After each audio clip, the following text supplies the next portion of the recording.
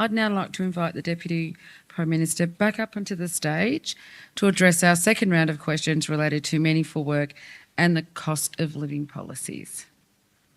All right, Deputy Prime Minister, will you write to the State Public Transport Minister to improve public transport services in Geelong, including establishing a bus from the northern suburbs of Geelong to Avalon Industrial Site? Yes. You heard that? Yes. So I'll circle it yes, and you can totally. That's It's that. circled. That is the easy one. Again, By when? I'll do that next week. Like that's. Write it down. I mean, it is.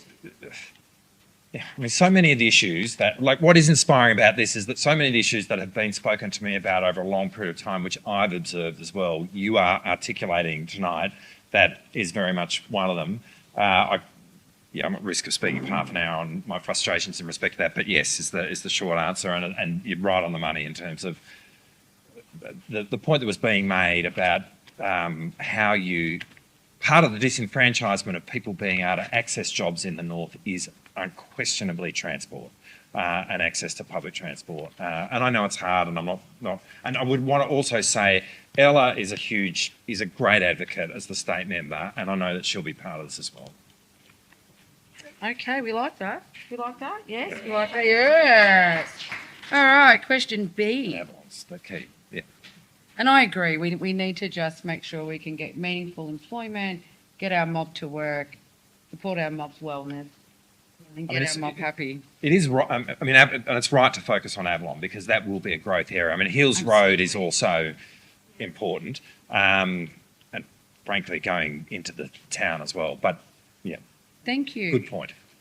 B, will you meet the members of our Alliance and the Business Council of Cooperatives to discuss the benefits of cooperatives and how more cooperatives can be established and supported in Australia? Now, again, to my shame, I should know more about the Business Council of Cooperatives, but really happy to have that meeting. I mean, cooperatives and mutuals are a really important part of the economy and a surprising part of the economy in many respects. GMHBA is a mutual. In many ways, our industry superannuation funds you could probably put in the sense that they are member-owned entities, and they are entities which give members those services at really competitive prices by virtue of the fact that they are member-owned, which is and worker-owned in the context of cooperatives. So, really, I mean, I'm a big fan. Very happy to meet with that group, and I think. The way in which that empowers people is very much part of, I think, how we need to be thinking about empowering people in the north. So that's a yes. That is a yes. We're taking it as a yes. It's well. Question C. Do you support the Household Energy Bill Savings Plan, which is part of a Renew Australia for All campaign, and aligns with our Real Deal Geelong policy solutions? You have 3 minutes. Do you mind if we group these three? Because they really go to the same. Shall we group these three? Is everyone happy? So C, D, and E. Probably works better with our time. Yeah. All right then. Okay. Over to you. So again, it's the Renew Australia for All campaign is making a difference. It is. I can't answer everything here, but let me, because it is a work in progress, is fundamentally the reason why I can't answer everything here.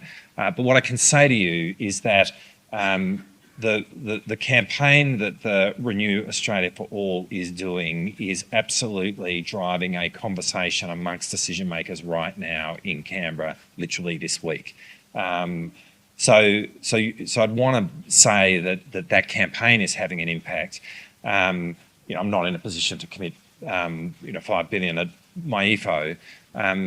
But when we're thinking about reducing the country's emissions, putting ourselves on a genuine path to zero net emissions by 2050, the electrification of households and through solar and batteries specifically, but I think it also mentioned looking at more efficient appliances and kind of energy audits of houses as part of that. That is a key agenda in terms of how we get there.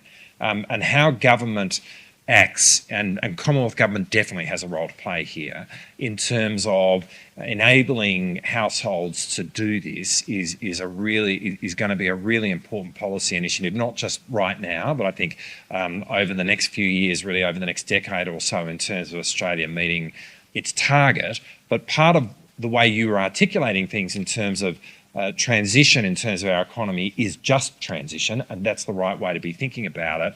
And enabling everyone to get a piece of this in terms of access to electrifying their houses in the way that we've described, by which we mean with renewables, is a really important part of the agenda here as well. So the thrust of this is spot on. We are really keen as a government to pursue it. You will hear more from us about it.